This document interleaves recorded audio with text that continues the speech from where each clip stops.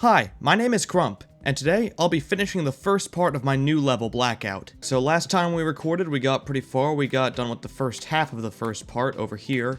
And since then, I've made literally zero progress. So the plan is relatively simple. Just do the exact same block design all the way through over here, maybe change up a few things in the air decoration. And with this, just polish up that little transition over there, maybe add a few extra effects here and there, and that's the agenda for today. Alright, first things first, just gonna get the baseline for all of these blocks down. You know, one of the things that I really like about 2.2 is the fact that we don't need the level ID or the password to go into other people's levels anymore because, well, not because of like piracy and stuff and taking decoration, but more so because now I can actually look into other people's levels, see what they're doing in their block designs and stuff like that, and use it as inspiration for my own levels. I can also get quick looks on other people's styles of decoration, like how they use layering and stuff like that. I'm very layering heavy. A few of the levels that I've seen, they've had all of their block design on layer 1, all of their air deco on layer 10. This isn't using air to layer 2, it was just layer 1, all on, like, the entire block design on one layer, and I don't know how people can function like that. Like, for me, if I have a part of a block, it needs to be on one layer, and then another part needs to be on another layer. Like, over here you can see, I'm just gonna scroll back to one of the earlier parts in the level so you can see this better. Like, layer 0 I use for the layout, as one does. Layer 1 I get like a foundation of the block going. Like, usually my block designs consist of an outer layer of one type of block, then an inside portion.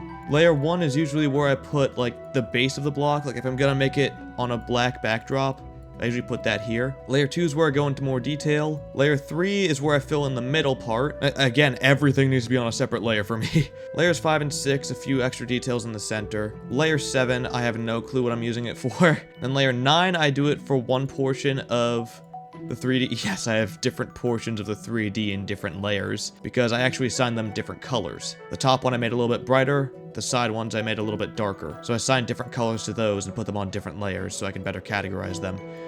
I am so layer heavy, it's not even funny. Okay, legit question for everyone watching.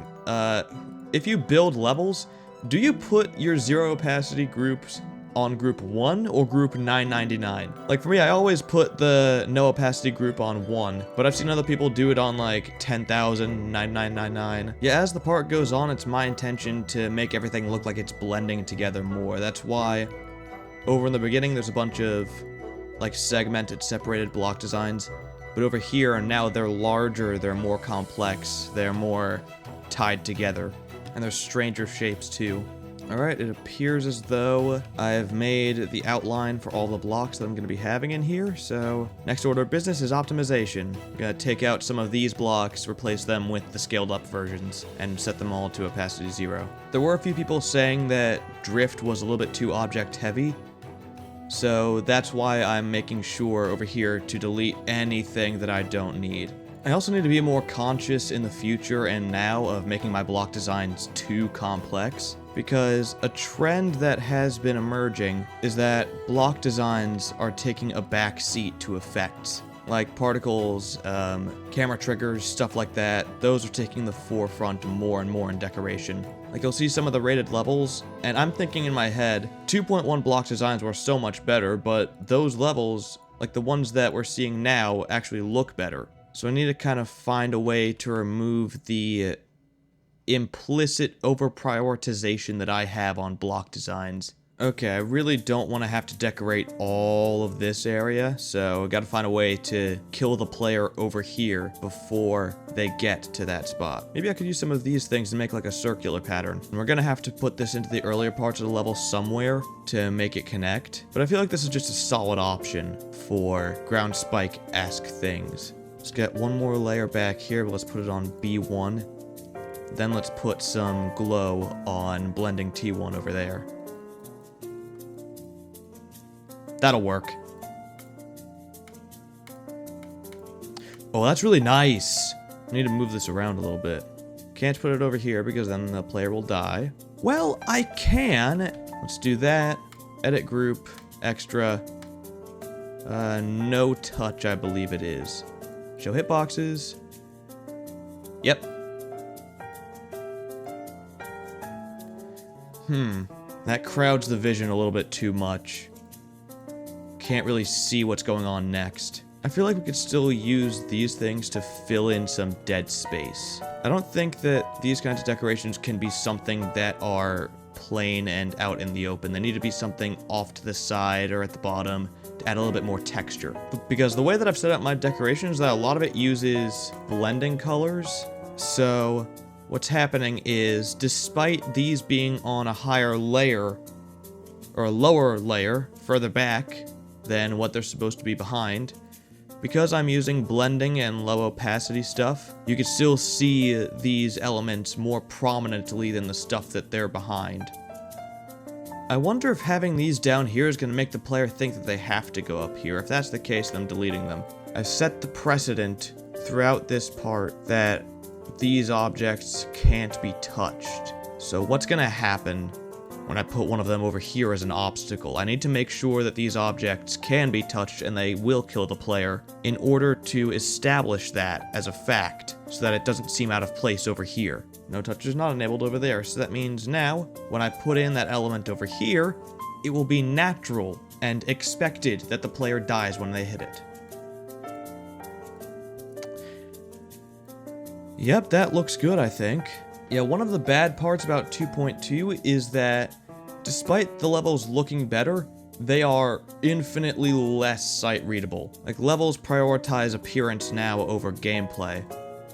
And it was already starting to take that trend in 2.1, and 2.2 with all the features just expedited that. So I do want to make sure that the players can actually see what they're doing when they play my levels. And that's why I was partially resistant to making like overbearing camera effects at first, but I've slowly but surely figured out a way to make them tasteful. Like, if you rewatch my playthrough of the first part of this level, you might not notice the camera effects at first, but they are there, and they are very subtle, and I'm very proud of them. I've also began experimenting with more efficient ways of actually making my blocks. Because what I was doing before is I was building every part of the block design for the other ones one by one painstakingly. But now what I'm trying to do is go layer by layer. Like, do everything for one layer, and then do everything for another layer, and then everything for a third layer. And that should be layer 2 done.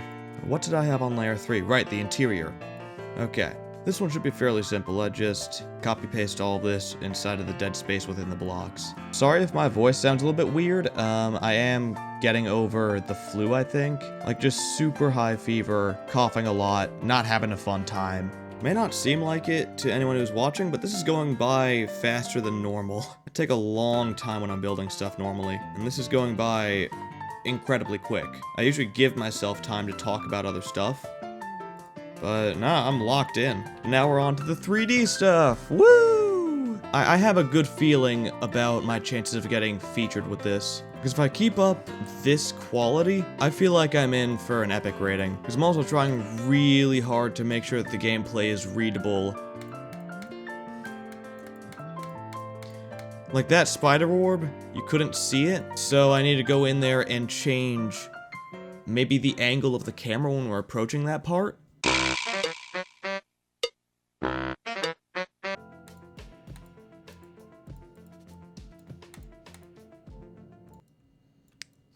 Oh, it is coming together. Alright, I think at this point I'm going to do what I did last video, which is I'm going to finish the rest of it off screen, because the plan from here on out is, again, fairly simple. All that I need to do next is add some motion up and down, make sure to get some air decoration in there, put some decoration around each of the orbs and portals, and then come in here and fill this backspace with all black blocks, and then polish up the transition a little bit, and then it's done. Alright, in just a few seconds, you're gonna see a playthrough of the entire finished first part, inclusive of the music. I'm hoping and praying that I don't get demonetized because I'm including a Creo song in a YouTube video, but it's not like I'm making more than like 10 cents off of this thing anyways.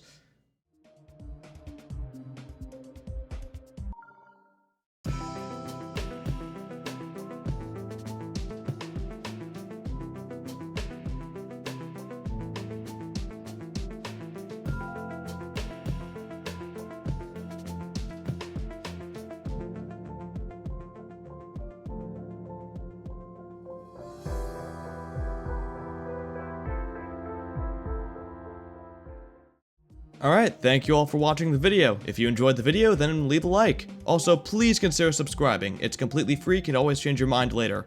And that's all that I have to say for now. I'm calling it there. See you later.